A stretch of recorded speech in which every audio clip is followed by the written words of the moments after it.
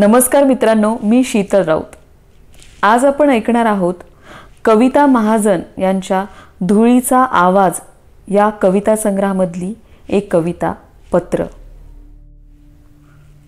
मला म्हणायचं होतं खरं तर दुसरंच काहीतरी, जरा ठाम ठळक स्पष्ट विधान करायचं होतं, काही शब्द अधोरेखित करीत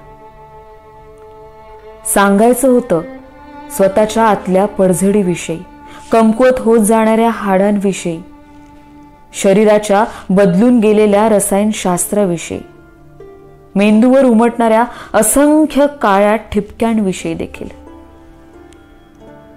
अजूनही असंच काही आत आतलंच, बाहेरचं तर कळून येईल सहज न सांगताच म्हणून,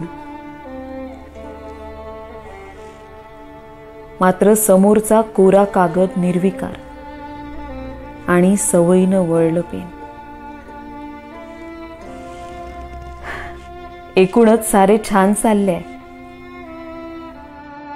तर मित्रांनो, तुम्हाला ही कविता कशी वाटली हे मला कॉमेंट बॉक्समध्ये नक्की कळवा आणि लवकरच मी वेगवेगळ्या कविता तुमच्या समोर घेऊन येईन। यावेळी जरा खूप मोठा खंड पडला होता, पण आता पुढे तो पडणार नाही। तर भेटूया पुढच्या कवितेसोबत। तोपर्यंत वाचत रहा, आनंदी रहा।